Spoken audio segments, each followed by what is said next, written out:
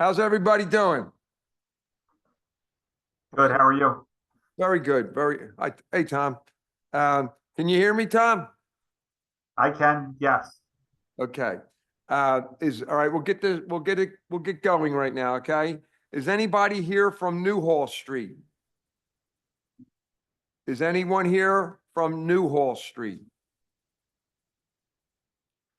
Ronald Keel? Nobody from Newhall Street? Okay, we'll come back to that. Is anyone here from 3266 Kensington Avenue? Is anyone here from Kensington Avenue, 3266? Okay, we'll come back to that one. All right. Is anyone here from 2034 North 25th Street? Going once, going twice. All right, we'll come back to that one. I'm sorry, but Chairman, 25th Street should be read into the record that that matter is complied moot. Oh, it's complied with, though. Okay. Please, Deb. Number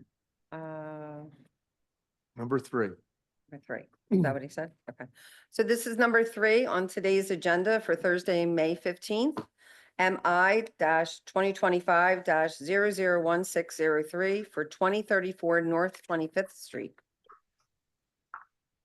Okay. All right, Tom, oh, you have to read it into the record. that's complied. Aim, do you agree? I agree. Ted? Agree. I also do agree too. All right, next Move one. complied? Is that what you said? Move complied? Yes, complied. Okay, number four, 1238 West Sergeant Street. Is anyone here from 1238 West Sergeant Street? Ricky Corley. Okay. Going once? Going twice? All right, we'll come back to it if they're here. Okay, next one. Number five, 727 through 35 Chestnut Street. Ron Patterson, is Ron here? It's my understanding that Mr. Patterson will be attending the hearings at 2 o'clock as he has a refusal also on the docket. This matter actually, in discussing with Mr. Patterson, it's my belief that this matter will be withdrawn as there is a permit issue. Okay, we'll wait till he comes, Tom, then we'll withdraw it, okay? Okay. Okay, number six, Clementine Street, 2103 East Clementine. Is there anyone here from Clementine Street? Yes, Okay, is this Edward Marte? yes, Are you going to be the only one testifying, Edward? yes. Okay, so, all right, could you please raise your right hand, swear to tell the truth, the whole truth, nothing but the truth? Yes, Okay, Tom Robakowski, could you please raise your right hand, swear to tell the truth, the whole truth, nothing but the truth? Yes. Good. My name's Wayne Miller, board member. Amy Rivera, board member. Ted Agus, board member. Pradeep Parekh, board member. Ryan McSherry, board counsel, and I just want to confirm, did we read the MIHA number into the record? If not, we need to do so. Deb usually reads it into the Deborah record. Richardson, Boards Administration. And this will be case number 6 on the list. Correct. MI-2025-000691 for 2103 East Clementine Street. The Okay. appellant is in the room today. Okay, Tom, could you give us a little bit on this case? So what we have is the property at 2103 East Clementine Street has been declared as unsafe for conditions relative to a tree that has taken root in the masonry units of the front wall. It is also impacting the shared wall between 2103 and 2105 East Clementine. In the interest of time, I'll share my screen and show the illustrations taken by the inspector, but I'll share my screen now. All right, Tom.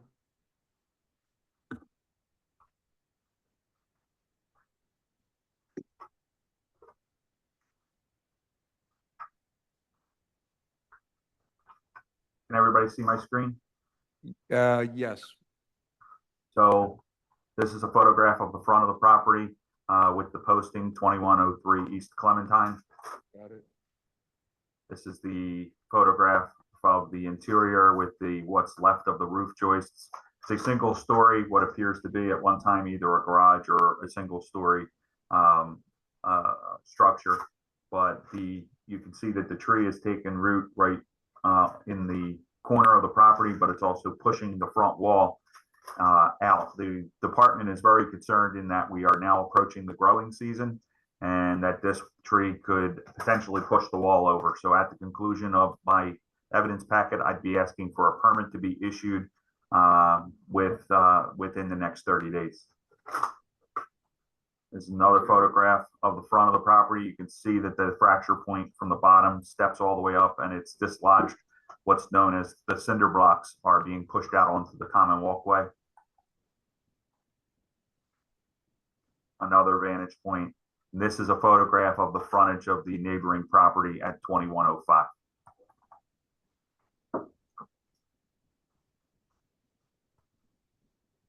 Tom, does 2105 also have a violation?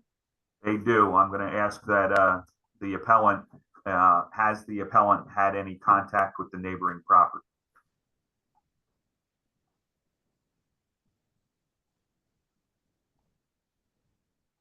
That's it. I'm gonna rest. Essentially, the department is looking for a permit to be issued within 30 days. Okay. Edward, could you tell your side of the story? Yeah.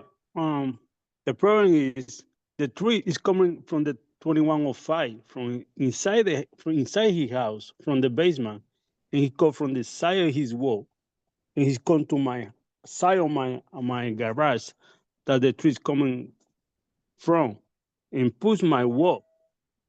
I don't know how he don't cut the tree because he got the tree inside his house. He grew up in the inside his house, and he letting the tree come up from his basement, to my side. Has he asked for access to your garage to remove the tree? He don't tell me nothing. He don't tell me the tree is in the side of his wall. But when they growing up, he keeping growing up in his side and his wall, not in my wall. He's pushing my wall when the tree growing up in the top of my garage, in the front. Tom, is what Edward's saying, is that tree coming from the other person's house into his? The tree, it appears that has taken root between the masonry wall, the party wall that's shared between 2103 and 2105. We would need to gain entry into both properties to verify whether or not it has impacted the foundation wall of 2105. But there are violations on both properties. There is no appeal for 2105. That's why I'm asking if the appellant has had any contact with that owner. Essentially, what we would be looking for is that the two entities work together in repairing the said shared wall. Edward, have you talked to the person next door? No, I didn't talk to them because I got my garage closed. That's what it is, and I didn't find out they had a tree inside his house. I take some photos, and I got division from his wall to my garage wall, and the tree come from his inside his house and push my side of my wall, and growing up, and he tied in his side of his wall. Yes, I understand but it's both of your problems, okay? So if you guys could get together and try to work that out, it would be better for both of you. Is that person living in that house?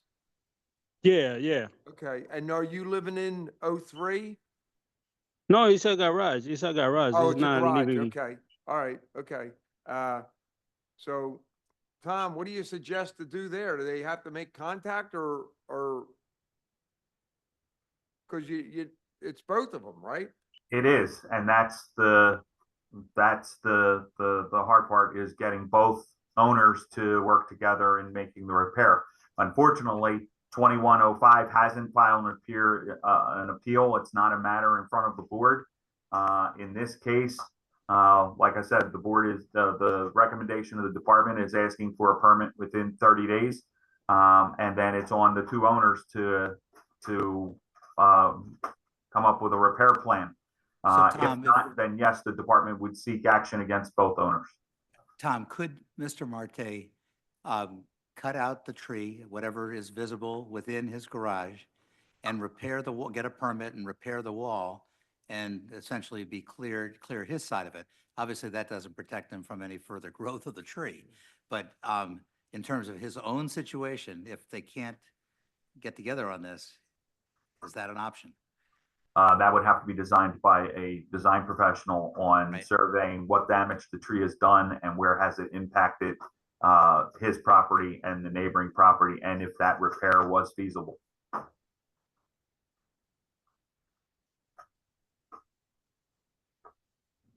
Um, The thing is I that, can- you know, I'm not Solomon. I can't cut babies in half.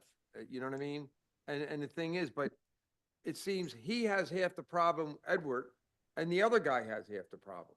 So if we go after Edward and he does what he has to do by cutting the tree out, fixing the wall, and then that tree grows again, we're gonna have the same problem.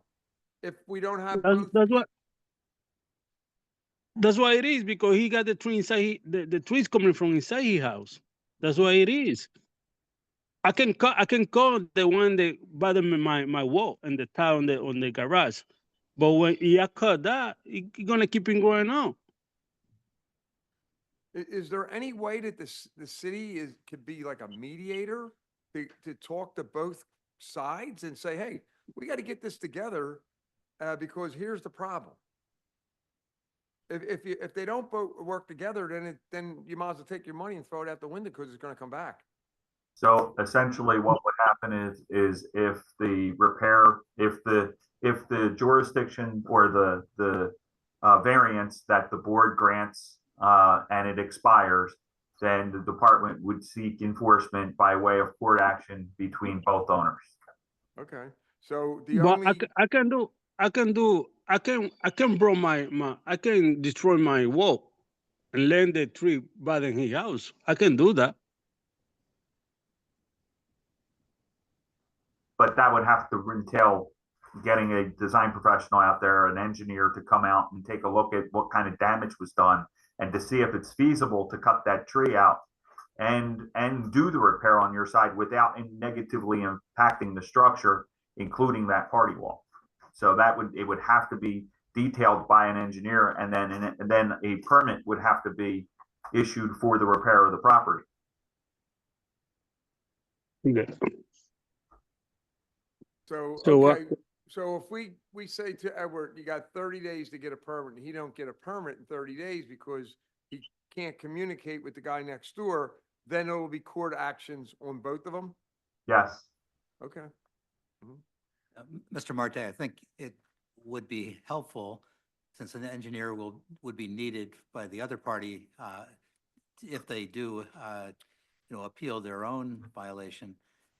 If you can contact them and split the cost of having an engineer assess this and work something out to resolve both of your issues. Otherwise, it sort of all falls on you. But you can give me more time, because 30 days, I don't have the money to, to pay, because I think it's gonna be more too expensive.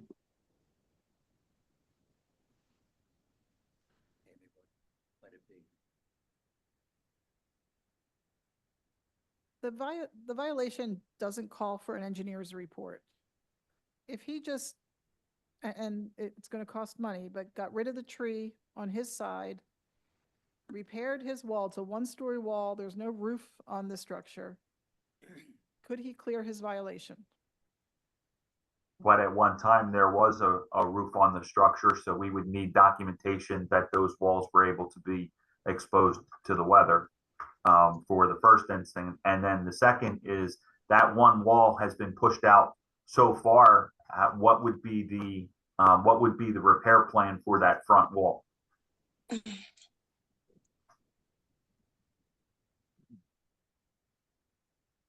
I'm actually more worried about the party wall and that it's supporting a house.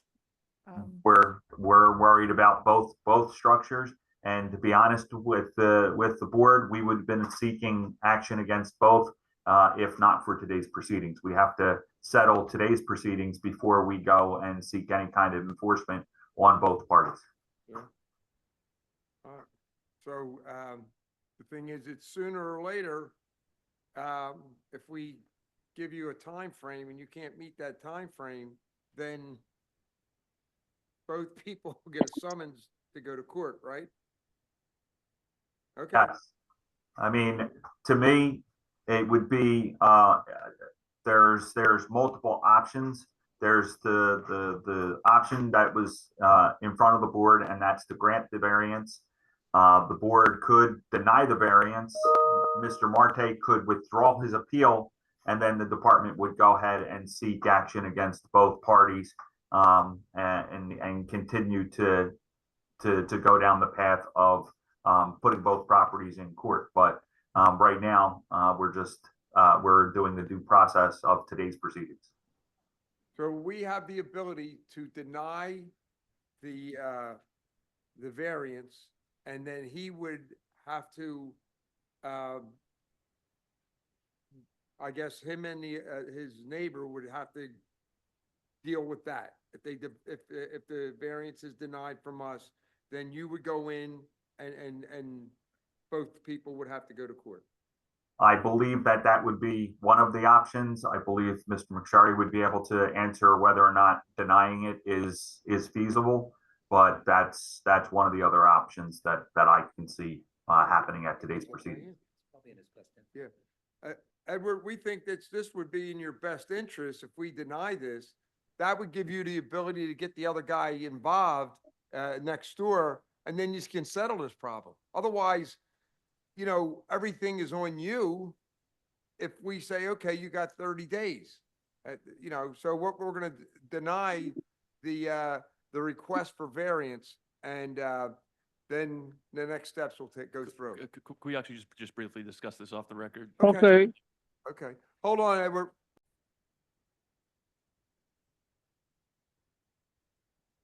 Okay.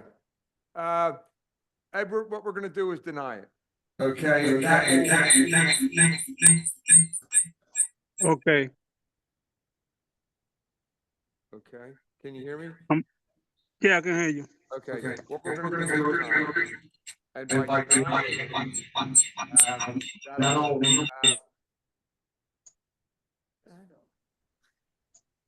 I'm gonna try to talk to my neighborhood because yeah, well, that's what we're saying. We're going to deny it, right? And then if I was you, I would talk to it, and what's going to happen, it's going to be, both of yous are going to get involved, and then you can work it out. Now, right, if we don't deny it and we give you a certain amount of days, then everything falls on you, Edward. So we're going to deny the request, and then hopefully in the meantime, if you can try to talk to that neighbor, and then if you don't get anywhere with that, the city will come in, and Tom, there'll be legal action. Yes. Okay. And I think that's the best thing for you. Otherwise, you got to put your money out for something that is going to have to be done again if you don't get involved in it. And If you cut the tree down, you're going to have to, and fix the wall, then it happens again because it's growing up again. And Mr. Marte, I mean, it'll take a little bit of time for the city to move forward against both properties. So, use that time wisely and make every effort to connect with your neighbor. okay, Yeah. he not try to do something. I can leave the garage clean, like destroy it and leave the clean it up, demolition the wall and the clean the garage.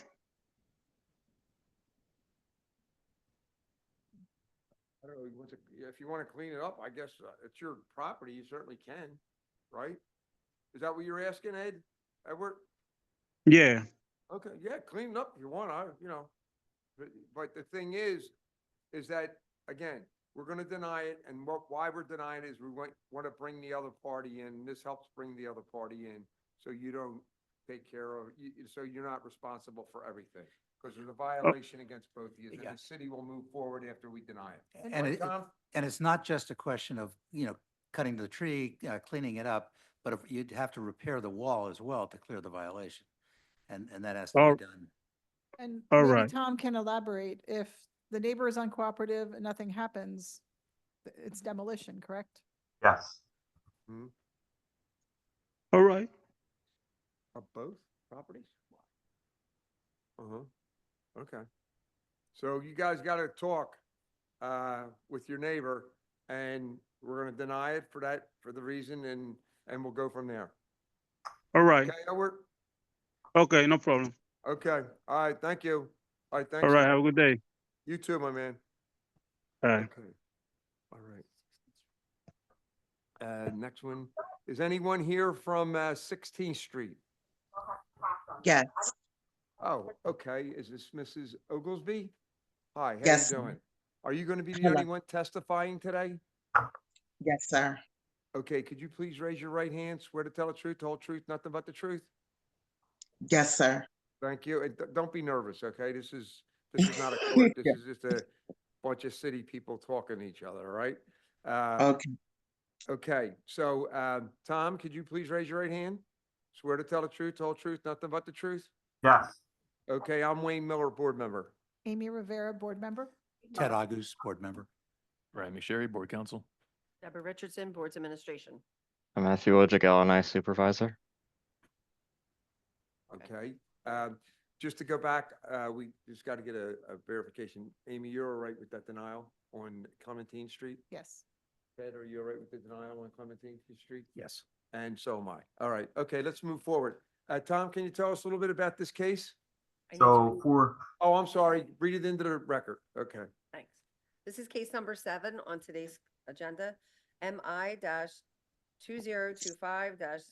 MI-2025-002902 for 4923R through 47 North 16th Street. Number 27, this is also a late appeal, so that has to be addressed as well. Okay. Okay. All right, Tom, could you give us a little bit about this case? so I'd like to ask the board to address the one matter, which is the late appeal. I'm going to ask the board to continue this to hear the matters at another hearing. I would like to contact the appellant, and forgive me, it's Miss Oglesby. Yes, sir. All right, so I'd like to contact Miss Oglesby and follow up with another inspection by the department. This concerns the properties at 49, it's basically 4923R through 47R North 16th Street. So it's a bunch of garages in the back of a property, and Miss Oglesby might not be the owner of this original property. So I believe ownership may be an issue, and I may be able to address it at the next continuance hearing, because this matter may be moot in that it's not Miss Ogilvy's property. So Gotcha, Tom. may Yeah, follow up. you want us to continue it till you go out and inspect it, and then you'll come back and let us know what's going on. What I would like the board to do is rule on the lateness of the appeal, grant that, and have the hearing scheduled at another date where it might be resolved. Okay, yeah, we'll grant the lateness. Amy, you good with that? Yes. Yeah. Ted, That's acceptable. Pradeep, you acceptable with the lateness of the appellant? She didn't have, I guess, first of all, we don't even know if it's her property, so we'll give her, grant her the, okay to be late for Yep. this hearing. I agree. Okay, Tom? So Yeah. we're good with that. Ms. Oglesby, you want to say something? Yes, about the lateness, Uh-huh. they came out on the 20, because I wrote everything down. Give me one Oh, second. okay. They like that. came out on the 23rd. I didn't get the mail and it delivered until the 28th. And the appeal was no, I didn't get the mail to the 28th, and the appeal was the next day. I didn't even open the mail to the appeal day. So I didn't understand how I had to appeal something the next day, and I'm just getting the mail. Okay, we took care of that. We granted just even the one day. Okay. You're fine. We granted that, okay? Okay, All I right. just want to make sure. Yeah, you're right. I would do the same thing. Okay. All right, let's get it done, Tom, all right? You got it. So, Ms. Okay. Oglesby, I'll be contacting you off today's hearing to schedule an inspection out on the location.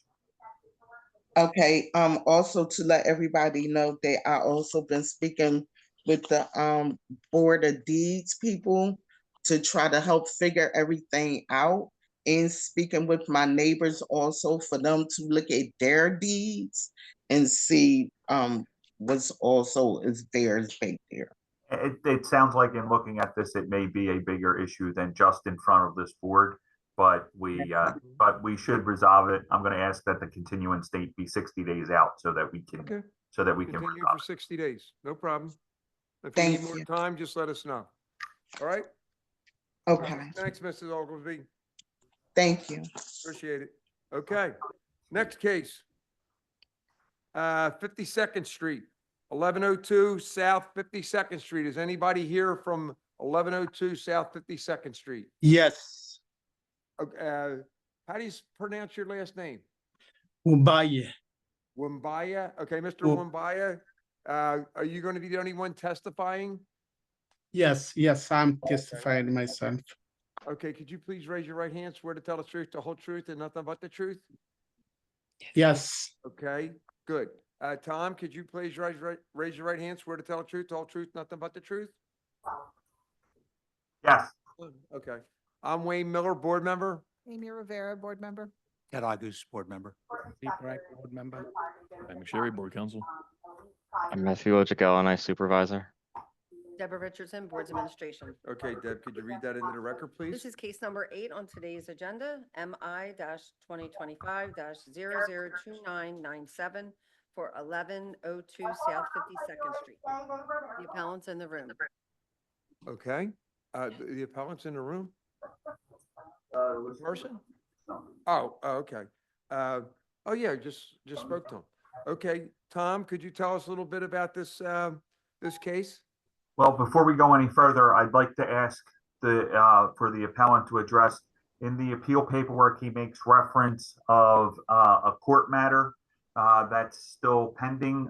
Is there litigation that's still pending on this property that may affect today's proceedings?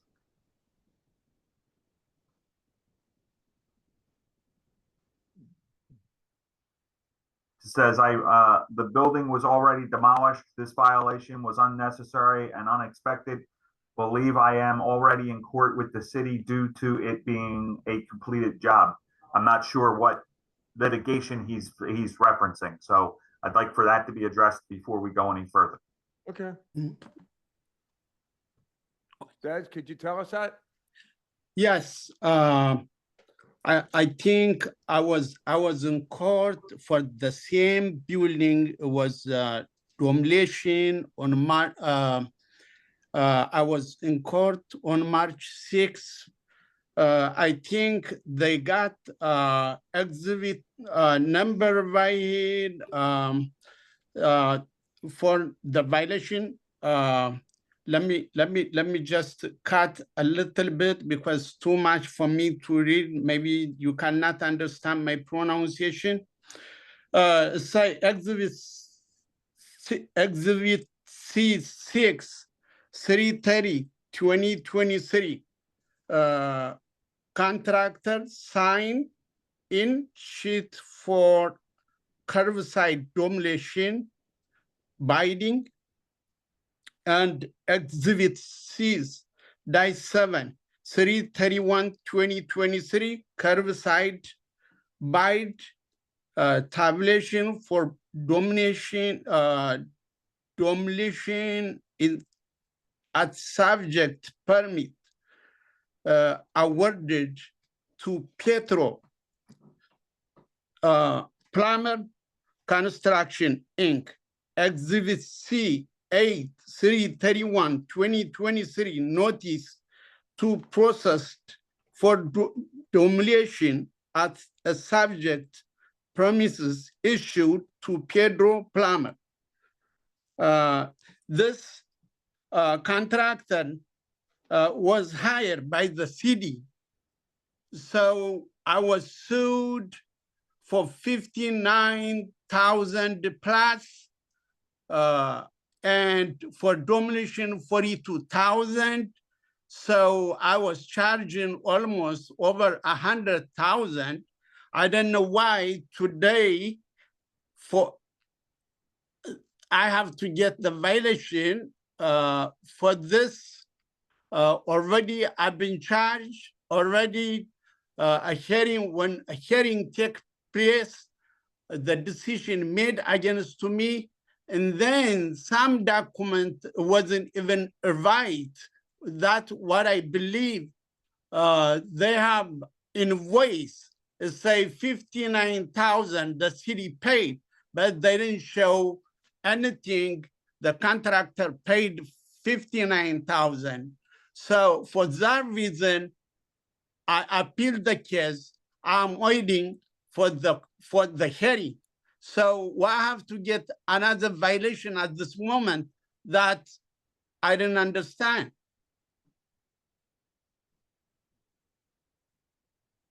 I think I might be able to shed a little bit of light on what the appellant is presenting to the board. So, sir, you're speaking of a demolition bill that you have an appeal, or that you filed an appeal to the tax review board, correct?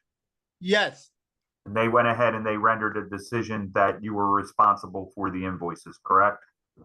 yes, Okay, so that has no bearing on today's proceedings. That's not, the Board of Building Standards doesn't have jurisdiction over that reference. That said, you filed, so for today's proceedings, it's for a late appeal.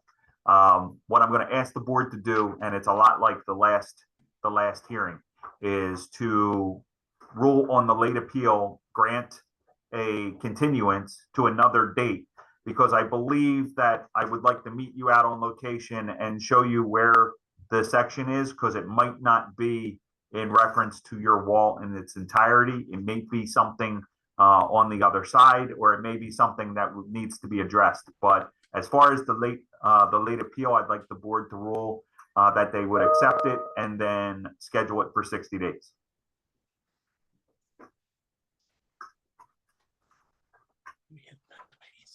Yes, we can accept the appeal and schedule it in 60 days. Pradeep, are you okay with this, rescheduling it, continuing it, and granting It's not granting this the appeal week's. for 60 days? Yes. That, I am. and I'm in favor of it too. All right, go ahead, Tom. Amy, got any questions? Okay. That's it. I can't hear you, Tom. okay. So, sir, I'll contact you off record after today's proceedings and schedule an inspection on the site with you.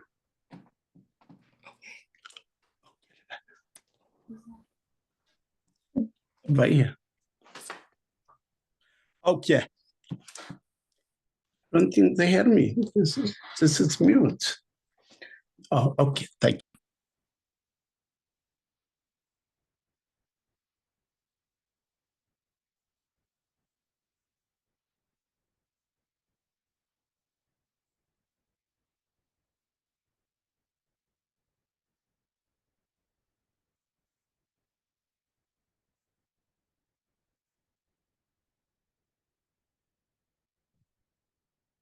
I'm sorry, 7:25 to 7:30, 7:27 to 7:35 Chestnut Street. We'll get started. I don't have to swear you in, Ron. I'm Wayne Miller, board member. Ted August, board member. Pradeep Parak, board member. Ryan McSherry, Board Counsel. I'm Matthew Ojagel and I supervisor. Deborah Richardson, Boards Administration. Okay, could you read that into the record, Deb? Sure. This is case number 5 on today's agenda. MI 2025-001610 for 727 through 35 Chestnut Street. Ron Patterson is in the room today. Okay, Tom, could you please raise your right hand, swear to tell the truth, nothing but the truth? Yes. Okay, Ron, we don't swear in lawyers. They always tell the truth, so, okay? That's very true. Good afternoon, Ronald Patterson. I'm attorney with Claire Harrison Law Firm, 1835 Market Street. Here on behalf of the owner, Chestnut 733 Associates LLP, which is an entity of the Goldenberg Group. As I filed an appeal on the violation, and in the interim, we've obtained a building permit, CP-2024-006236. The work is underway, and we expect to be completed in August, but I'm happy to withdraw the appeal in lieu of the permit being issued. Okay. All right, Tom, are you okay with that? Yes. Okay, Amy, you all right with it? Yes. Pradeep, Yes. Ted, I am. I'm all right with it? Great, That's it. thank you. Good time, Ron, take it easy. How was it going? I wish they were all like that. Yes. Okay. Can we take a 5-minute break? Okay. We're gonna take a 5-minute break. We'll be right back.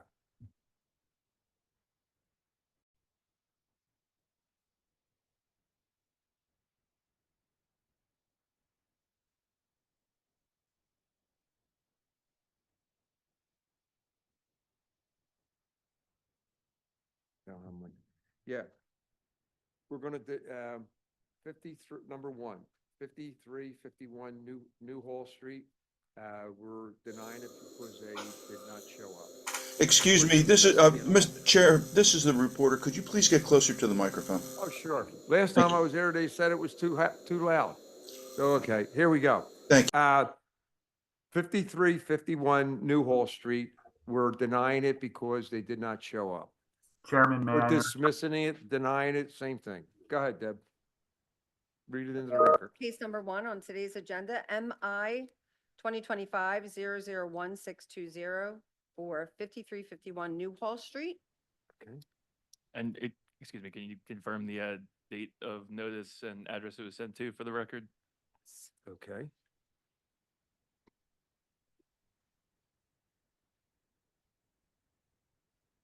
Notice was sent to Ronald Keel, 5921 Coiner House Place, in Virginia, 20112 USA. The new board notice of hearing was dated 3/19/2025. See, I here's also your stuff. spoke to Mr.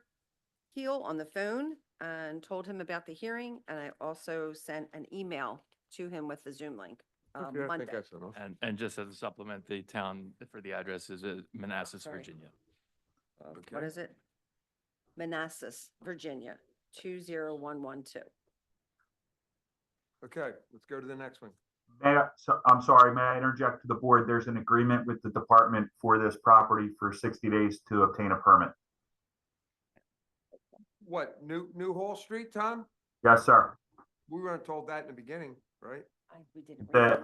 Okay, all right, 60 days to get a permit. All right, Yes, sir. you got it. All right, So does that change the decision? no, we're denying it. Hmm?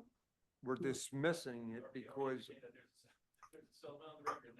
yeah, we're dismissing it because they didn't show up, okay? And they can do what they want to do. Okay, 3266 Kensington Avenue. Okay, so let Okay. me read it into the record. All right, Deb, read it into the record. Okay. This is case number 2, MI-2025-001669 for 3266 Kensington Avenue. Okay. All right, it's been dismissed because they did not show up. Does Pradeep, do you agree? I agree. Aim, I agree. Ted, I agree. and I do, I also. Okay. All right, next case.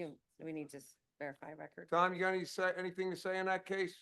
No, sir. All right, good. I have to All right, verify record, Wayne. what's that? So a hearing notice was sent out on March 18th, 2025 to the address of Ralph Rehabs LLC, 1828 East 24th Street, Brooklyn, New York, 11229. An email was also sent out for the Zoom link on Monday, this past Monday. Okay. All right, next case. 1238 West Sergeant Street. We dismissed it because they did not show up. All right, I have Deb, you want to read This that is into the number record? 4 on today's agenda, MI 2025-001604 for 1238 West Sergeant Street. Okay. All right. Hey, Tom, I got a question for you. Is any of these cases imminently dangerous or just unsafe? They're unsafe. Okay, because if they were imminently dangerous, we tear them down, okay? Thank you. All right, okay. All right. All right, let's go. Let's move on. All right. 1325 Beach Street. Ron, are you gonna be the only one testifying? I will. Okay, I don't have to swear you in, so, all right. I'm Wayne Miller, board member. Amy Rivera, board member. Ted August, board member. Rudy Parac, board member. I'm Matthew, Wo- Jerry Board I'm Matthew Council. Wojcik, LNI supervisor. Deborah Richardson, Boards Administration. This is case number 9 on the agenda, MI 2025-003008 for 1325 Beach Street. Ronald Patterson is in the room with his clients. Okay, Great. good, Ron. Thank you. Good afternoon. Ronald Patterson, attorney with Claire Harrison Law Firm, 1835 Market Street. On behalf of the owner, which is LA Battery QOZ LLC. Can I share my screen? Absolutely. Or I guess you have to promote me.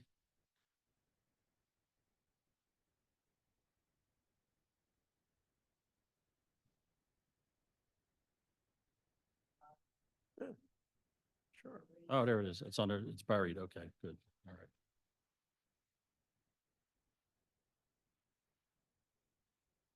I handed you a packet of photographs that weren't in my submission, but just to get you acclimated to what we're talking about. We're talking about the old power plant, Pico Power Plant, which we call the Battery. It's on Beach Street, and it also, of course, fronts on the river.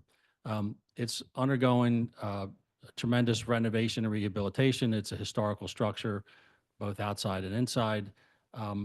It's has an array of mixed uses there that include a hotel, residential units, office, banquet facilities, and a fitness center called Ballers. It's a sporting club, and it's taken up a lot of square footage. The building, is cavernous in certain areas.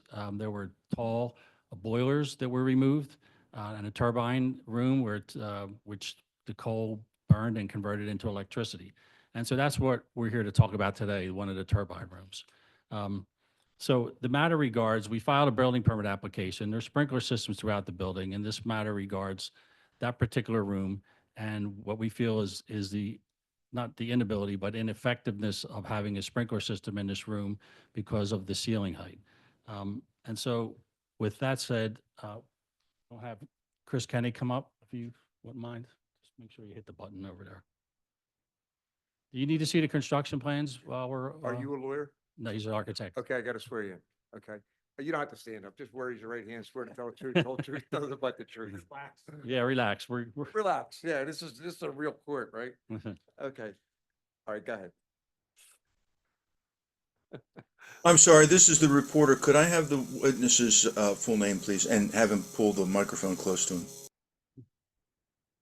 Sure, it's Christopher Kenny, Kenney, and I'm with Strata Architecture. Thank you. going to swear him in? I already did. Oh, he did. Yeah, Okay, he's- sorry. I he's was good, thinking, he's I was fast. already thinking of something else. Okay. Good, right. So Chris, again, say by whom you were employed? Who were you employed by? Battery microphone. L- No, Battery what's your LA. occupation? Let's start with that again. Okay, and who are you employed by? Strata Architecture. Okay. And in that sense, you've You're familiar with the plans that were filed for a building permit application, is that correct? That's correct. I'm the principal in charge of the project and have sealed all of the permits for the project. Okay, and for the building permits that you've obtained, did they contain sprinkler systems in them for the other areas? Not Yes, this they area? do. Okay, and so let's focus on this area, and if you can, if you want me to switch pages, I'm happy to. So what is the purpose of this building permit that was refused? Not the refusal, but what's the building permit for? It's a core and shell building permit, and it's an amendment to a core and shell permit for a particular portion of the battery. The battery is comprised of 5 principal structures. This is one of those 5 structures. They're considered a single high-rise building. Prior to the fit out of this space by the fitness club, this had been unoccupied with nothing combustible in it, and it had not been sprinklered under exception 4 in section 903. So now it's being fit out. It's a high bay space, and there are a series of arches and a colonnade off to the side that we refer to informally as the spine. The ceiling height in that area is not high, and that area will be sprinklered. If you go run to the next page, and one more after that. Okay, so looking at the drawing that's on your screen right now, the boundary of the space in question is that pink area. The dashed line shows the high bay space where we propose not to include sprinklers, because at that height, the sprinkler heads would not be tripped. And what is the height at that ceiling? It's an arched ceiling, so at its low point, it's about 51 feet. At its high point, it's about 55 feet. So in order to protect the space, since sprinklers will be ineffective at that height, and you can reference the height exception for atrium spaces that details the ineffectiveness of sprinklers at that height. In order to protect the space, we're proposing to install a smoke evac system that will treat the whole pink area that you see. And the fire protection engineer who's here has done a CFD analysis and can get into the technical particulars of why that's a more effective way to protect the space. Okay. I think at this point, I'd like to bring up Mr. Davidson if we need to bring Mr. Kenny back. We'll want to go through the fire report, if that's okay? Mhm. Okay, Can I ask an architectural question before sure. Chris leaves? In that plan you were showing, there's a whole bunch of rectangles in that pink dashed area. What, is that a mezzanine system? I'm trying to look at this that was given to me and understand what that plan was showing. Can you, Sure. are they small white rectangles? No, they're very large. Very large. There's Okay. like 6 of Those- them across. Yeah, those are floor openings that go down to an area where steam turbines used to be located. So they would be this walkway. That is correct. The area just to the right beyond that fencing is an open floor area. And Okay. there are 3 of them. So they're the rectangles on that plan. That is correct. And is the 50-foot roof height you mentioned from this mezzanine It level? is from the deck. Yep, it's From from that that deck. mezzanine. Okay. That's Thank you. Yep, thank you. Sure.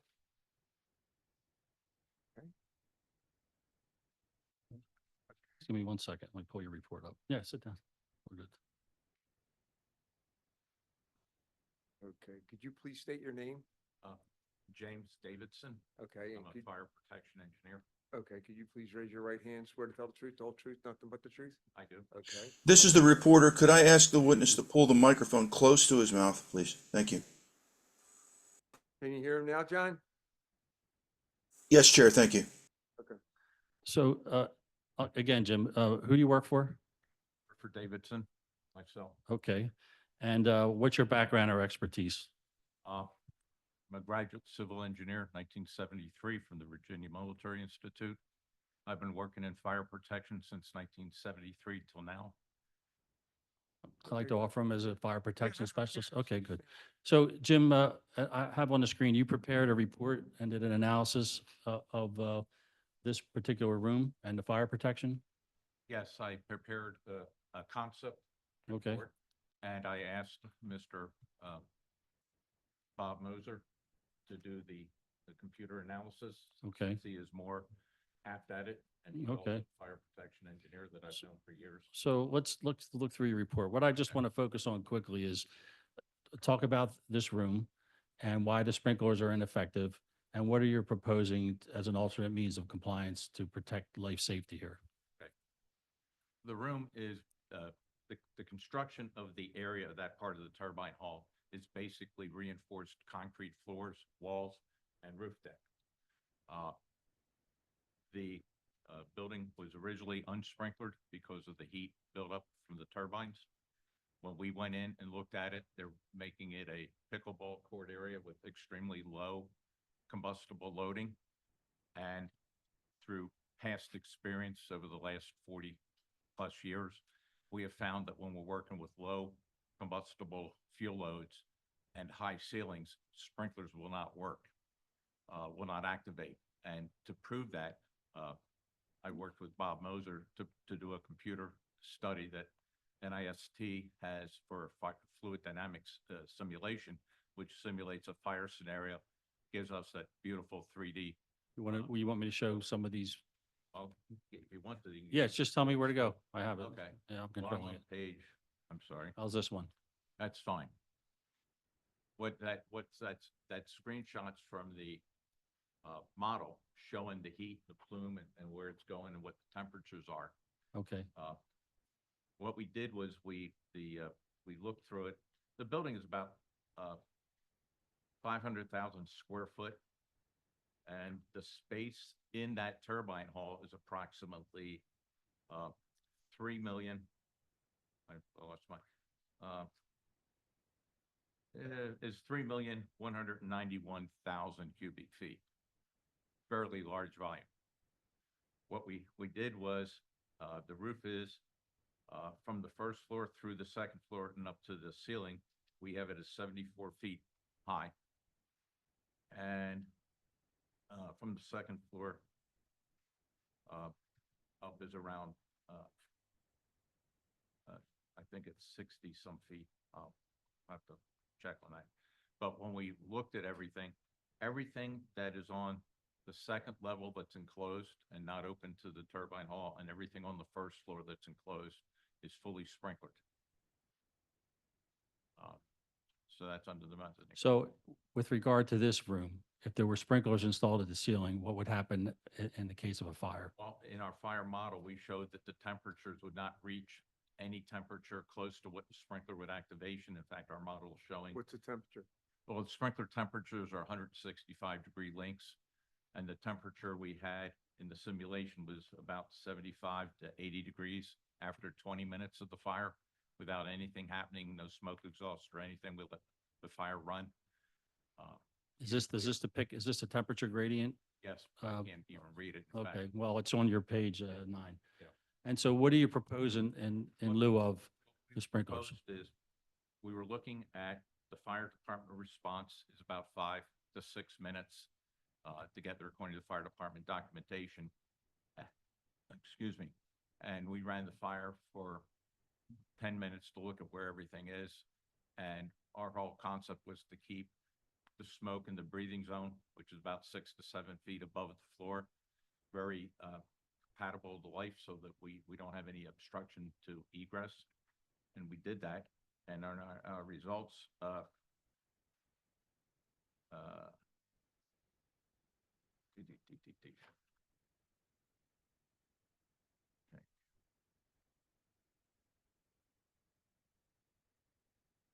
Well, what's the proposal to Well, our evacuate the proposal- smoke? Our proposal is to put, is to have manually activated fans in the skylight. There's, I think, 6 skylights. We have exhaust fans in 4 of the 6 skylights. Each fan's a 10,000 CFM exhaust fan, so we're exhausting at 40,000 cubic feet per minute of the building, air volume. And what we're doing is we're making it manually activated, so there's no false alarms, false activations. And we're putting the controls in the fire command center, so the fire department has access to them as soon as they get to the site. And they will operate the fans manually as they see fit for fireground operations. If they And- would do that when the firemen would do that, nobody else would do that in With the command center is locked. I'm assuming some building maintenance personnel will have keys, but it will not be open to the general public. The firemen will have keys to the command center. And- how you, Go, John. yeah, hey, Lieutenant Times, if I understand, you're saying there would be no automatic function of the exhaust, it's just manual by the fire department? Yes, sir. You mentioned tenability. For how long, how many minutes after fire activation will tenability be Well, compromised? we ran the model, excuse me for a minute. 20 minutes?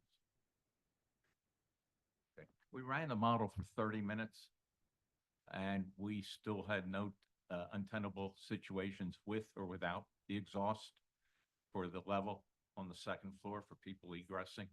Okay. And then how long does it take for people to egress that space? Probably 7 to 10 minutes. And Jim, on your page 24 report, which I have on the screen, is that the rendering or depiction of the room? Yes, sir. Okay.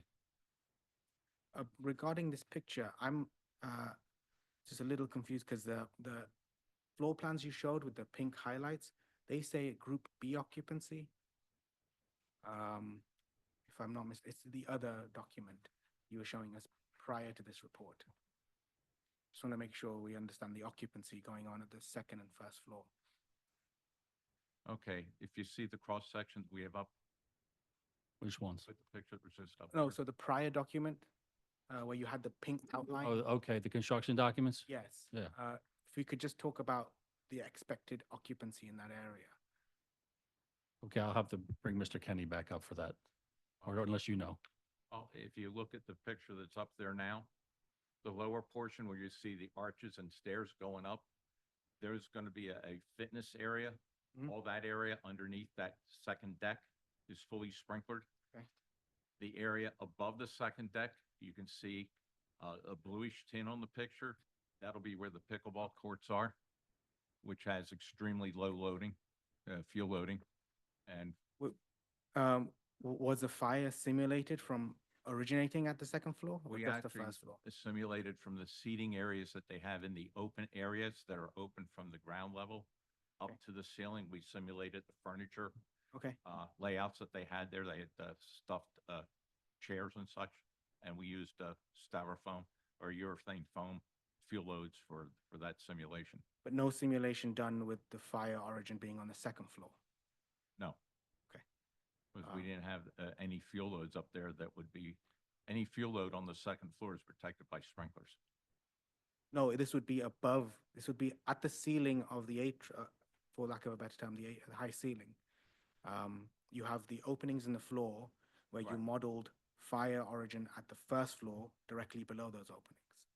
And so the position is on the second floor where you have the I don't have athletic any- area. I There's- don't have there's seating no- areas that are combustible like this stuffed, Okay. overstuffed furniture. It's just, or courts on that level, There's correct? courts on that level. Okay. And the area they have, I think there's a cafe there and it's underneath a mezzanine area that juts out. See that mezzanine? Go back one more. See that mezzanine?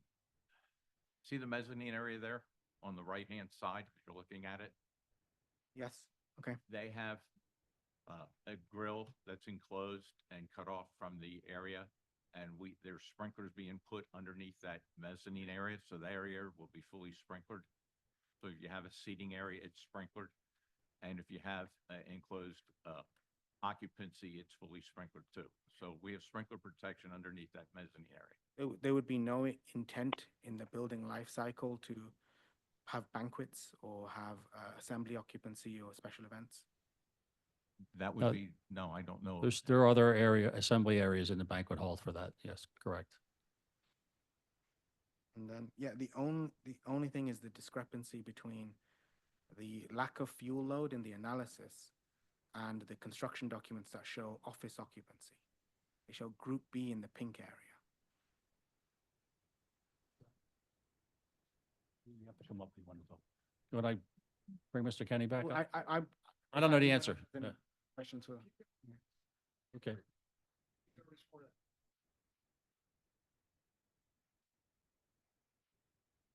Mr. Kenny, can you answer that question? Can. Okay. The permit amendment that we're seeking is to the core and shell. So that space is labeled future Group B occupancy. The tenant who's doing the sports facility will come through under a separate tenant fit-out application and submit for a permit for their work. But so egressing from this space is based on assembly or Group B occupancy? It's based on Group B occupancy. But tenability is maintained. The tenant has submitted a separate permit, which I think is already granted, which demonstrates that the egress pathways accommodate the load of the partial assembly occupancy that they have for their space. They have multiple occupancies in their space.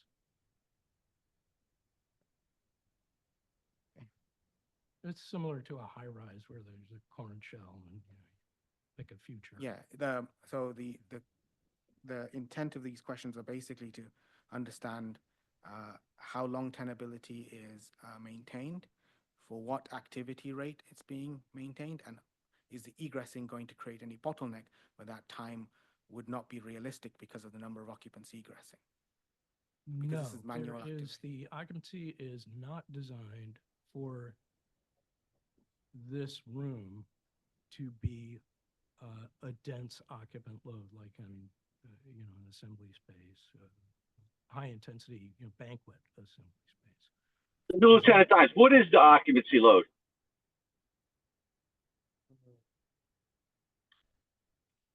We had assumed, this is core and shell.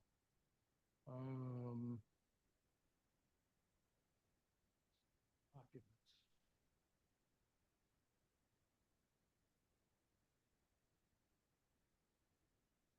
Over here.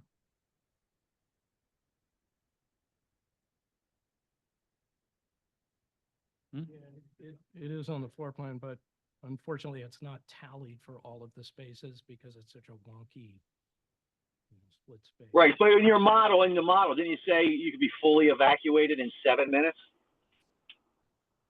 Yes. So what did you use for that? Well, maybe this will bring some clarity before the engineer comes back up.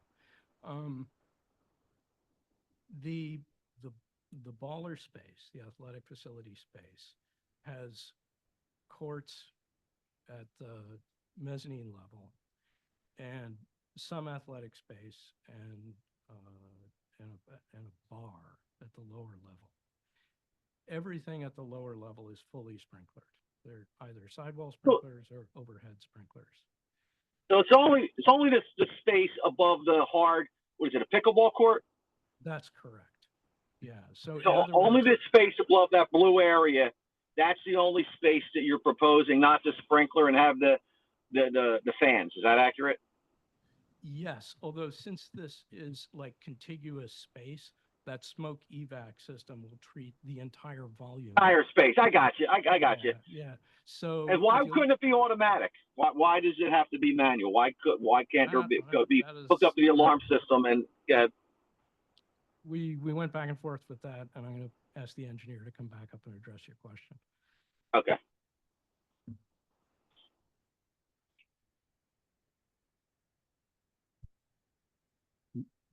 You've heard the question. Could you please repeat it again? I'm sorry. Yes, sir. Hey, not a problem. So the fans that you're proposing are a smoke evacuation system. Why is it a manual, not an automatic? Because in our model, we were looking at a model, our model, we ran it at 23 or 21.3 minutes. We still had very low heat temperatures in the path of egress. In fact, we did not have anything that would inhibit people egressing from the second level. So After 20 there's to no 20 need. You're some minutes. basically saying there's no need to have it automatic. The only reason we would need is the fire department if we got there and for whatever reason the incident commander wanted to utilize it for whatever reason. Is that your contention? Yes, sir. It's basically, we looked at it as a way to assist the fire department on a small fire incident to evacuate the area. Our model indicates we don't need the smoke exhaust system. We're putting it in because it's a beneficial if we had something that was still smoky after we did the model up to 30 minutes and didn't have any obstruction to egress on the second floor, which is a really long time because most egress models, we are looking at a 5-minute egress evacuation time. So in looking at it, we felt that if you had, for sake of a problem, let's say a refrigeration contractor was in and somehow his hoses to his Freon tank ruptured or it came apart and you dumped a bunch of Freon in the area, you'd want to evacuate it. So you can evacuate it by, instead of firemen putting fans at the doors, you can manually turn on the exhaust system to easily ventilate the area. Now, And I'm sorry if I missed this at the beginning. How many stories is this building and what floor is this on? well, this is a turbine hall. It's basically, you have the original turbine floor is what they call the first floor here, the ground level. Then you have Got the you, okay. second level, which is So the no- top of the turbines. And then it's straight up for 55, 60 feet. Okay. There's no hose connections in the building for the fire department to hook up? They'd be coming off the truck? There's no stair towers in this hall. It's Right. basically first floor, second floor. Yeah, sometimes on big spaces there's still some hose connection, but not the case here. I'm just trying to think from the street to the closest point of the street to the furthest point of the fire, what the stretch would be. That we could look into to address that. I don't think we have it shown on any of the fire drawings. It's gone that far, but we could, I know they have the standpipes and the stair towers, but we did not look at that issue in the turbine hall. Okay, just again, because no automatic sprinkler system Right. if there is a fire, even though not a heavy fire load, we're doing a handheld line and we're coming from the truck. I was just curious about the distance, that's all. We can sit down and in the future permitting for the I guess you call it the tenant fit out, we can address that issue if we need to, for fire department's convenience. How many fans are you talking about? 4 10,000 CFM fans. Okay. Equally spaced across the top in the penthouses. And we spaced them out so we wouldn't have what's known as plug hauling, where you have, if you put a high velocity fan, like a 50,000 CFM fan up there, you'll have a vast movement of air. Well, the whole thing, let me give you the design so I'm not, when you go turn the fans on, they will wait 10 to 20 seconds to allow the big doors on either end of the hall, turbine hall, on the ground floor level. There's double doors. They will automatically open to allow a fresh air supply. Then the fans will start. So we can have a fresh air supply coming in from either end of the long hall, moving fairly uniformly across all of the openings and the floors and taking it up into the ceiling. So we're not having a bunch of cold air coming in, and because of its mass flow, will prevent any of the integration of the smoke. So we're bringing in a uniform flow, laminar flow, so it's picking up the smoke and getting it out through the. If you have one fan, it would be like a vortex. It'll be a vortex, and you just have dead it'll be areas. just sucking up all the cold air from the outside. So doors. all 4 fans can be turned on very quickly? There are going to be 4 switches: rotate, off, on, rotate, off, on, rotate, off, on, rotate, Okay. off, on. But Now, would the recommendation to deploy all of them or none of them, or? That'll be up to the fire operations, because they might have operations where they don't want all the fans on. That'll be allowed for the fireground commander to make that decision. It's so that he can make the decision for ventilating the building as they see fit. I just don't think it's good for having the fire department try and pull their portable fans off their trucks, trying to ventilate a 3 million cubic foot building with fans that are good at 5,000 CFM or less. It's a manpower. It's trying to save them some manpower, and basically getting it onto the roof of the building would be an absolute nightmare for them.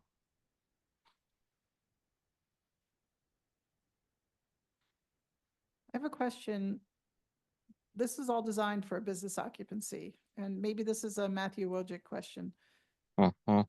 It's eventually going to be an assembly occupancy. What changes? Or what requirements are different? You're still going to have the same low fuel loading.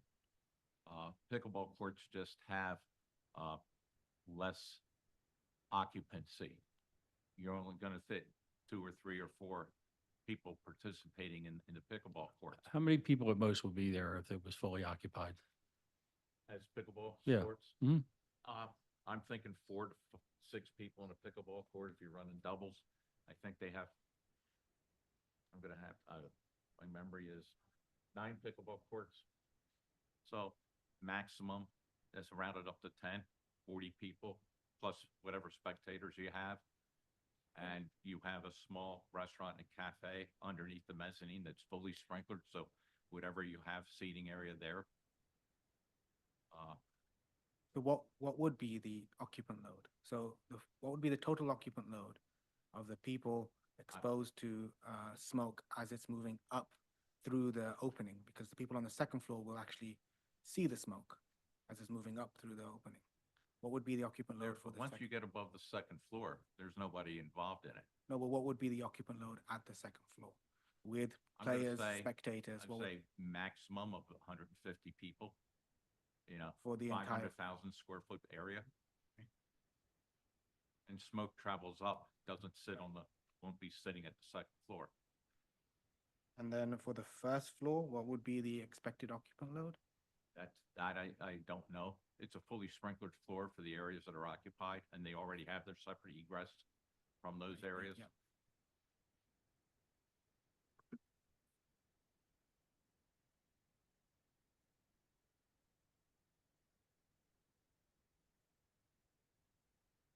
The concern would be in the area where there's fire origin, that's sector, below the floor openings. We had, the fire was simulated. You have this, McClune? Does- Just but tell me do- what page. That's what I'm looking. Do those areas coincide with egress paths from the first floor? So this is an unsuppressed fire. Got it. That's it. Okay, this is the fire plume. It's going up through the opening of the second floor.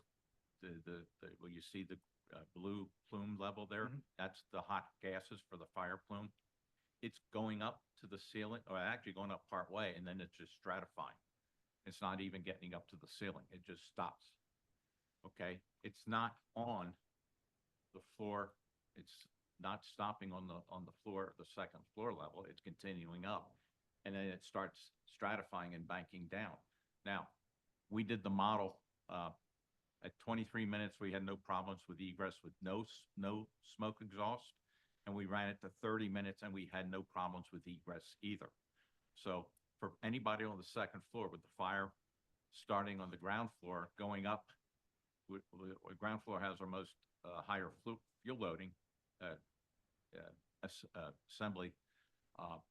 We did not find any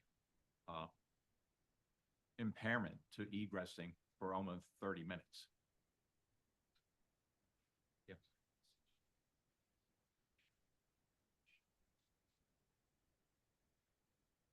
I have the plans up for the fit out permit that was issued. And it has the occupant load of that second floor with the pickleball courts. If anybody wants to know. Yeah, Ron, can you stop sharing and maybe let Matthew? Okay, let me share my screen.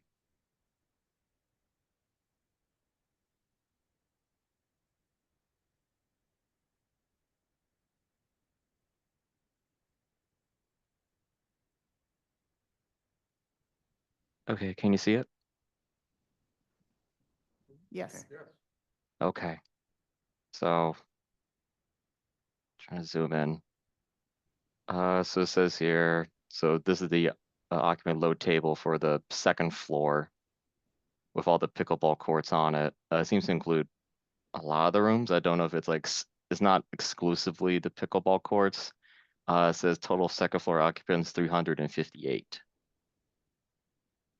Can you? Well, that's, would that be the base, just based on the square footage of the space, based on the type of occupancy, but on the practicality of being a sports court, that really would never happen? No, this is calculated per room based Oh, on the I'm sorry. individual Okay. use of each I thought room. you It's got not it. like Got a it. bulk. Yeah, it's not, it wasn't like a total square footage over one factor. Got it. It's Got like it. Got it. per room calculated, and it works out to 358, including like what looks like a lot of back rooms and stuff and other rooms Yep. that aren't just pickleball courts. Got it. Does it seem that most of the spaces on around the periphery also have to enter the second floor area to get to exits? It looks like, so if you look at the golf on the far right, and then I think it's squash on the far left, that means that occupants in the periphery have to enter the volume, make a left or a right, Correct. and then exit again from that volume to get to the exit stairs. Yes. Okay. What we're saying is it takes, we modeled it both at 21.3 minutes and at 30 minutes, and we have no obstruction to the means of egress on the second floor.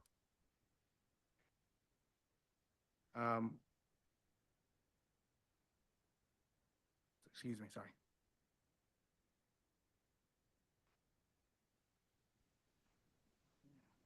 What is the surface of a pickleball court?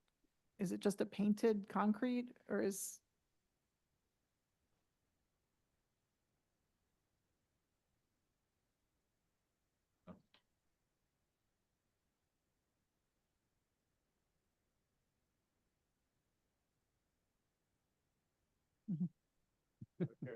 Okay.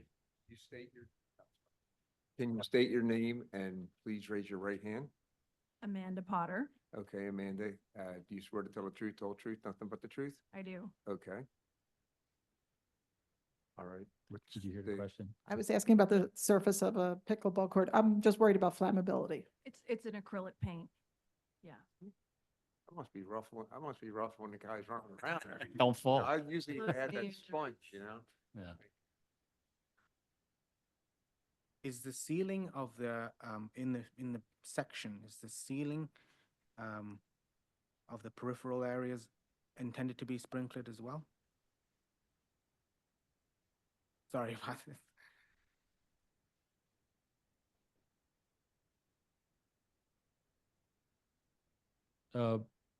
Matthew, can we share the screen? Oh, yeah, sure. Let me stop sharing. No worries. Where do you- Okay, go right ahead. What would you like again? This one? Section.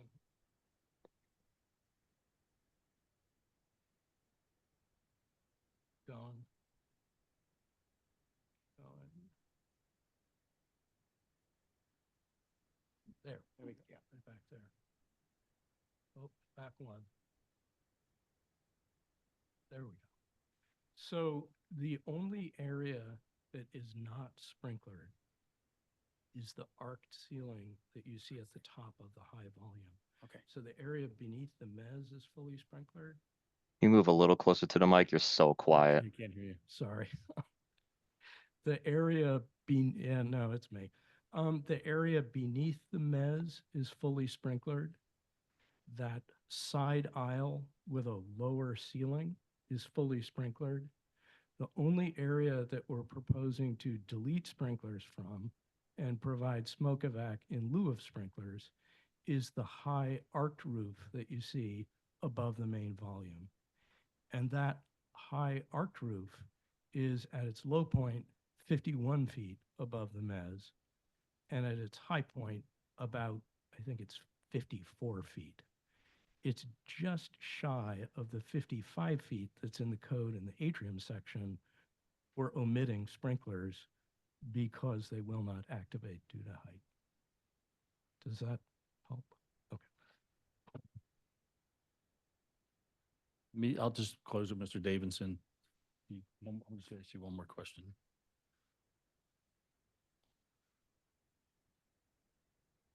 So, it's a picture, Mike. In your professional opinion, does this provide an alternate means of compliance and life safety? In my professional opinion, we're not impairing life safety for the people on the second floor or the first floor in the open areas due to the large volume and the smoke exhaust system. And the fact our model shows that we can have 20 plus minutes without the smoke exhaust for not obstructing any view, a vision of anybody egressing from the areas if there were a fire. And also the fact that the heat is not above 75 degrees. Great, thank you. Can I add one more thing? Yeah, sure. The other thing is, if we were to sprinkler the ceiling it at 70 feet or 55 feet above the ground, we would not be able to move heavy lift equipment. If the contractor had to repair, get up at the ceiling level to repair any leaking sprinkler heads or even to inspect the heads, the lift equipment, because they're doing infill, is probably not going to, the rating for the outriggers on the lift equipment would probably exceed the floor loading of the infilled areas because they were not the reinforced concrete that was there when the turbines were there. So there's another problem with like ongoing maintenance. If you had a leak, you'd have to probably put custom scaffolding up to fix any piping repair. John, do you have anything else before we caucus? No, I think we fully understand. So just to summarize, if that was 4 feet higher and it was 55 feet, it would be by right. You wouldn't have to sprinkler it because it would meet the code at that point if it was 55 instead of 51 feet. Correct.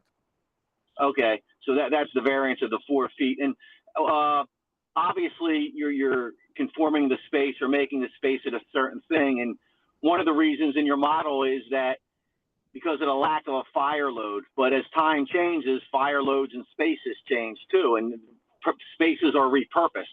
So I don't know how the board wants to handle that, but that would be the only thing. But in a practical sense, it'd be hard pressed to see us not getting there in a time frame where we wouldn't be able to contain and put out a fire.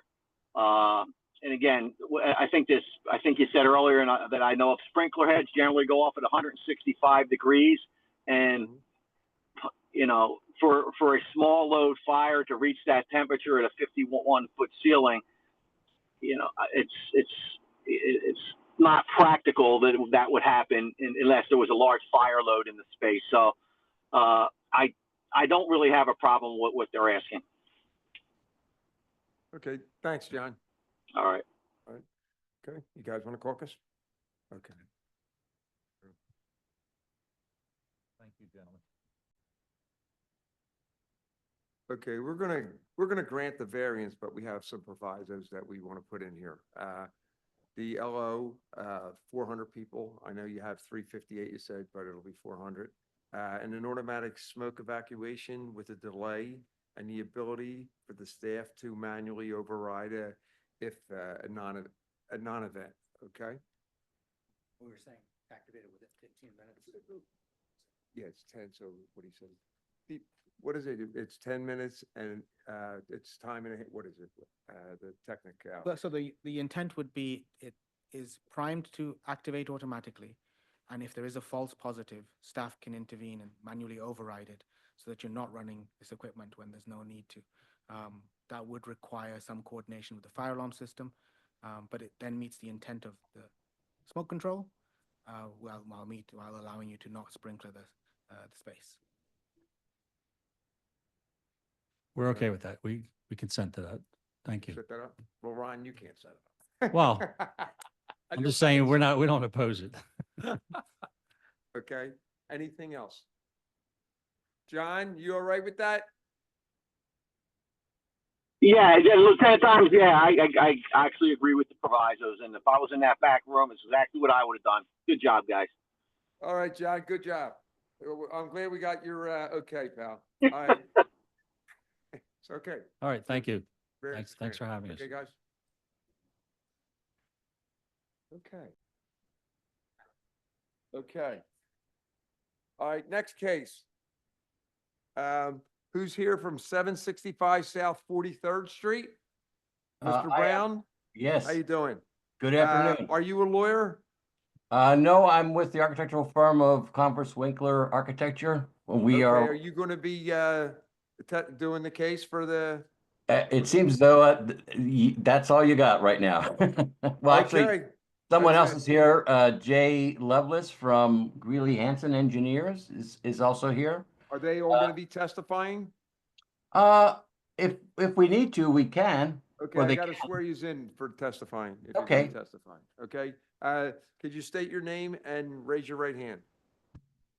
Right hand is up, if you can see it. Yep. Yep, got it. Peter Brown. Okay, do you swear to tell the truth, nothing but the truth? I do. Okay, who else is, there? For you guys? Okay, My name is Jay Lovelace. I'm with the engineering firm that's designing the this pump station for the Philadelphia Water Department. Jay, could you raise your right hand, swear to tell the whole truth, nothing but the truth? I do. Anybody else? I don't think so. Okay, all right. I'm Wayne Miller, board member. Amy Rivera, board member. Ted Acus, board member. Rudy Parekh, board member. Don Dime, fire code. Ryan McSherry, Board Counsel. I'm Matthew Wojcik, LNI Supervisor. Deborah Richardson, Boards Administration. Okay, Deb, could you read that into the record, please? Mhm. This is case number 10 on today's agenda, MI 2025-003012 for 765 South 43rd Street.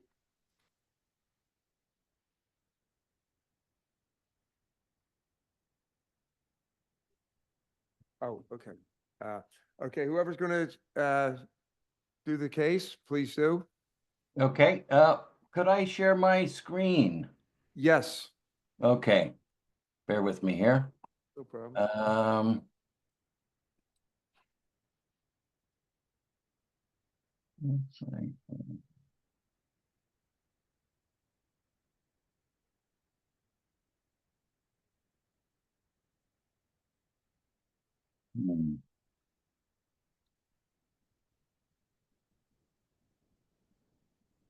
I'm looking for the, It's at the bottom of your screen. yeah, I'm on the, so I've hit the screen. A I've got a little- couple. A little green box with an arrow pointing up says share. Yeah, no, I've hit that. I'm now in the, sort of the next, oh, wait a minute. It's, okay. Oh, could this be it? And.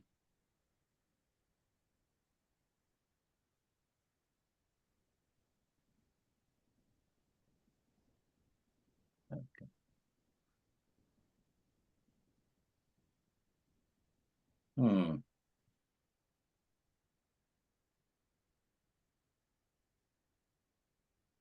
Sorry, it's some sort of a permissions issue here. Excuse me. Let's see. Yes? Yes, I'm I'm having to modify some settings. Normally we're using Teams, Microsoft Teams. This is Zoom, so. Yeah, right. So I'm just a little unfamiliar with the protocol. Okay. And share once again. Okay. Great. I think this is it. Okay, sorry about that. So we are replacing an existing pump station at 43rd Street, sort of the convergence of 42nd and 43rd in West Philadelphia. We're on the campus of St. Joseph University's West Philadelphia campus, or just adjacent to it.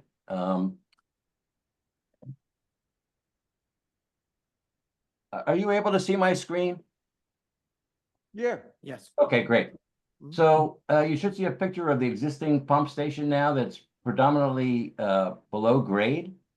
In the distance here, you'll see if you can see my cursor, you'll see an access road for Amtrak and SEPTA to get to the rail lines that are directly to the south of the site. And let's see, let's move along here. Here is an aerial here.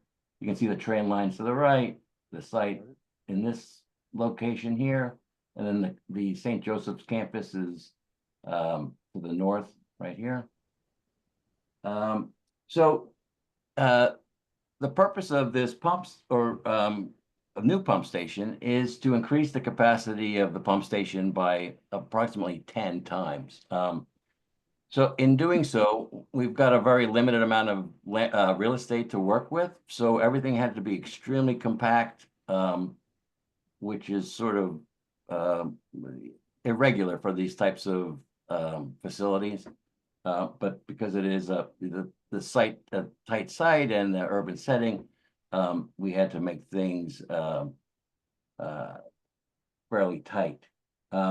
So the building is composed of essentially two sections, two components. One, a large concrete vessel, which would have the sort of the pumps on the lower level, and then at grade or just slightly above grade, we would switch to steel construction.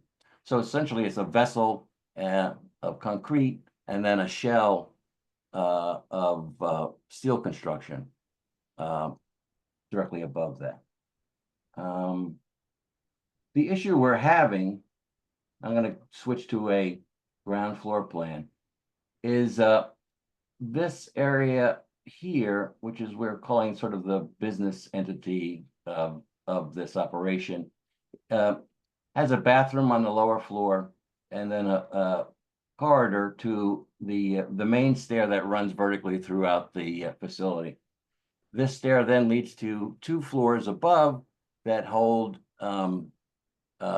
electrical equipment that sort of runs the operation of the pump station.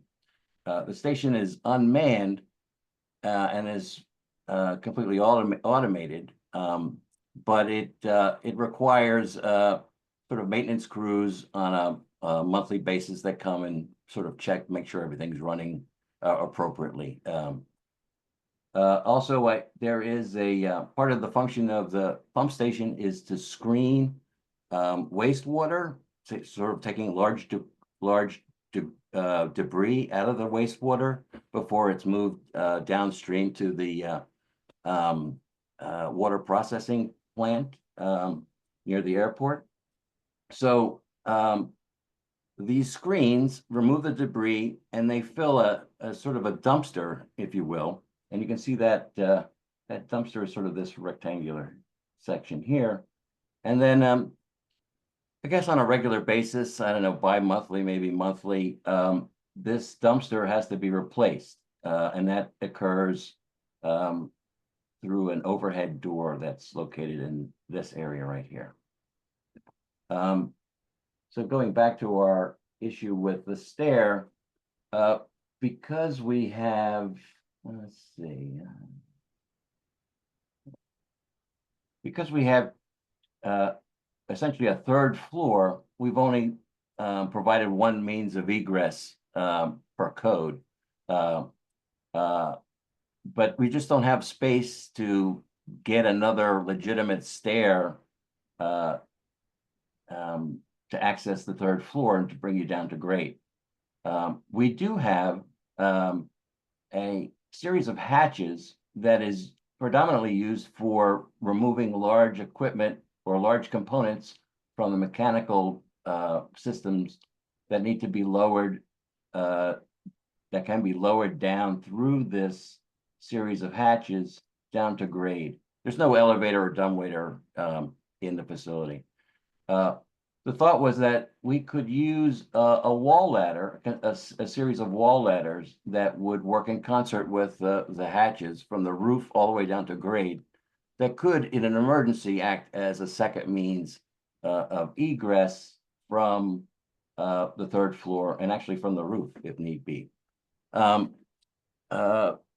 are no, most of the occupants, when they're there on sort of a maintenance schedule, will be, are sort of trained and employed by the water department.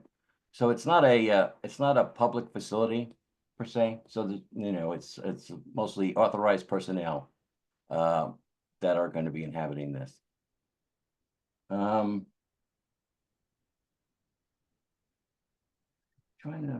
don't know what else I can add at this point.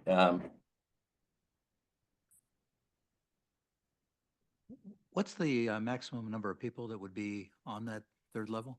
We think about 11. Oh, on the third level, one, possibly two. And it's, and they're there essentially just for maintenance purposes, making sure that everything's working correctly. And the 11 would be for the entire building? That's correct. I think the pump room itself, let me get a better picture of that.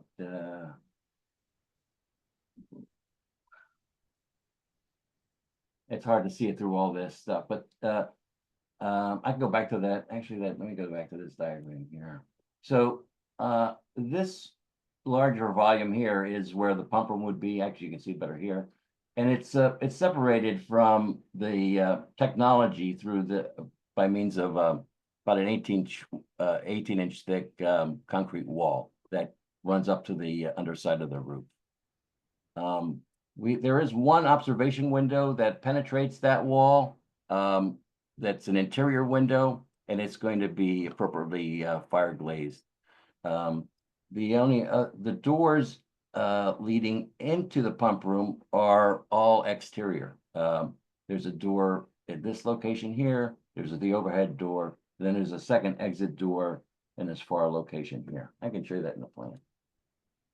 So this would be one entrance here. This is exterior. It's although underneath the second floor. The other door, exit door, would be over here in this corner. And then this is where the overhead door exists right now. Each of these, essentially they're hatches, all give access to raising and lowering the pumps that are down below in the vessel. The hatches on the left are for the dry weather pumps, and then the hatches on the right are for the much larger wet weather pumps. Does the equipment on the second and third floor, does it need a second point of access from the electrical code?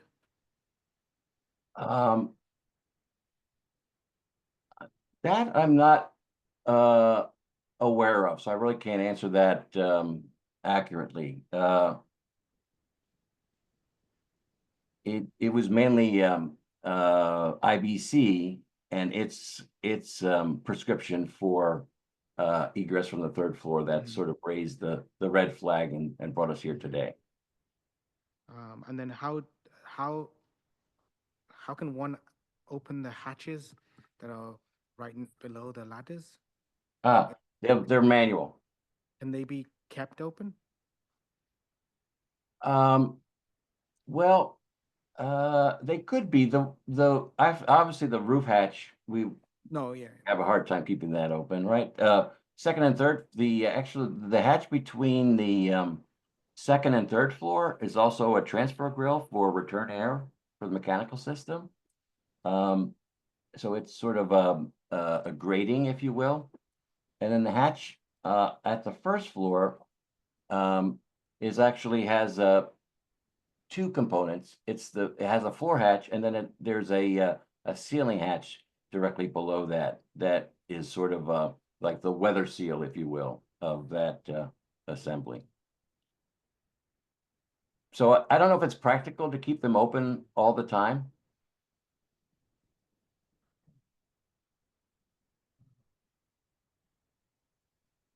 Because having a ladder to access areas that are needed just for maintenance is sufficient.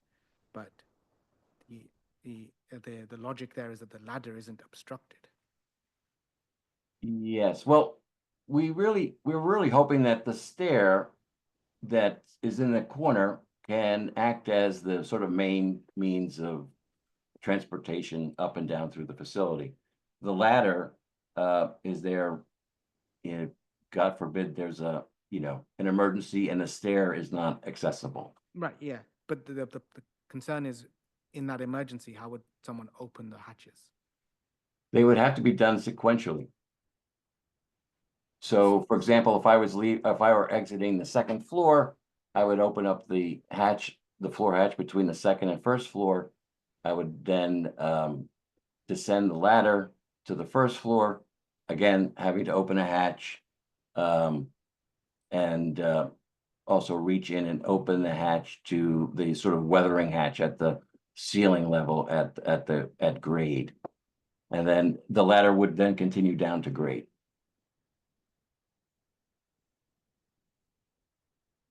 I think I have a better view of that. Yeah.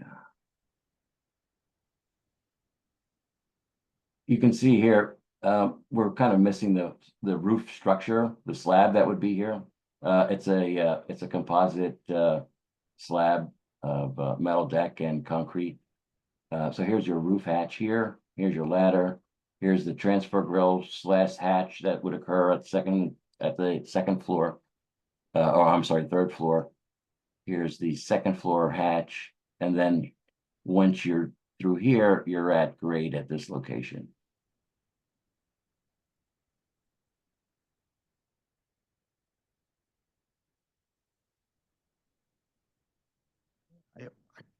I'm not sure, but with the size of the facility you're talking about, how massive the equipment is, I believe that the electrical code will mandate a second point of access based on the capacity, but that's beyond the discussion here. I just wanted to make sure that's something being considered. I also think that has to do with the capacity of the equipment or how much electricity or the but to be honest with you, I really couldn't answer that in any meaningful way. Jay, did you think of anything about the sort of second means and the electrical code? No, I'd have to double check that with the electrical engineers as well, Peter. Hello, this is Lieutenant Dimes. I'm sorry to chime in here. I had some connectivity issues at the beginning of this. Am I looking at a 3-story pump house? Is that what this is? Yes. Yes. Well, it's a 1-story that it's like Peter described. The pump house itself is one big story, one separate structure, and it's on the side that we're looking at here is a 3-story section separated from the pump station, and that's where all the electrical equipment is located. Okay, so this is okay, and this is on St. Joe's University. This is currently being built. Well, we're still in the documentation phase. We initiated this. Yeah, it's new construction is what I meant. Okay, It's gotcha. new construction. Yes, that's correct. All right, and these hatches, if there was ever an issue and the fire department had to access, are these standard size hatches, or when firemen fight fires, they have packs on and stuff like that? Are these large enough for a man to get through with a pack on? So currently they're 48 by 48. Okay, yep, that's big enough. All right. So you got one stair, and then you're looking for the secondary means of being hatches. And what if it's just being built now? You had said that. Why can't you put in a second set of stairs? Because there is no room. Correct.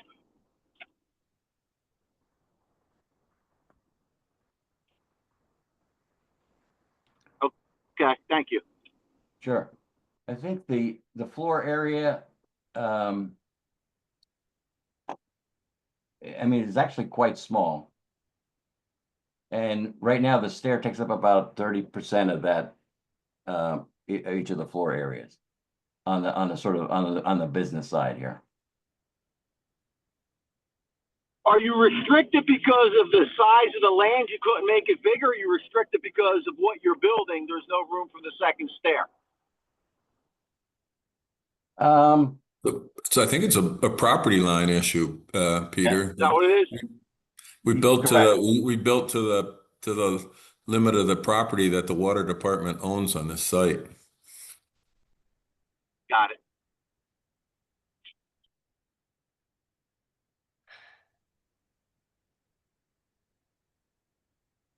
There any possibility of a fire escape near the north of the building? You have the, Excuse me, sir, this is the court reporter. I'm having difficult time hearing you. I'm sorry. You have exterior windows on the plan right of each of these floors? That's correct. Right now, the windows are all fixed. It's essentially, it's a channel glass system. So it'll permit, light, but, it's fixed in terms of it not being operable. I think, you know, our client, water department, is concerned about, sort of vandalism at this, location, and probably all of their facilities. So we kind of went to great pains to, keep it as tight as we could. Sort of an exterior stair, could potentially cause some issues, in terms of, you know, access to the facility. Thank you. One of the goals of the water department was to minimize, you know, any potential for, you know, for security issues or vandalism issues or anything like that. So it's building the station is designed to be pretty impregnable, especially since it's unmanned and normally nobody would be there, and all of the control and monitoring is done remotely.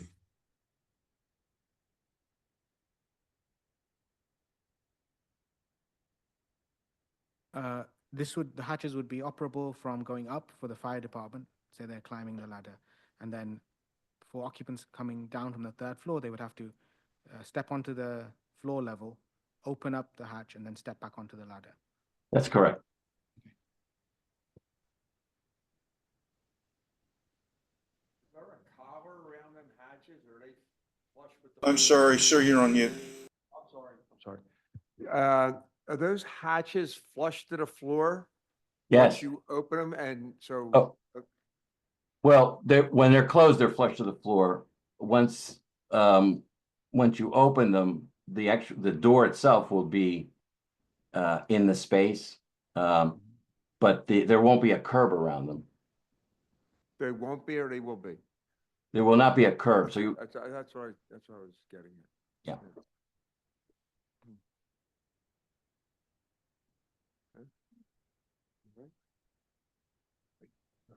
Okay, all right, we're okay with it.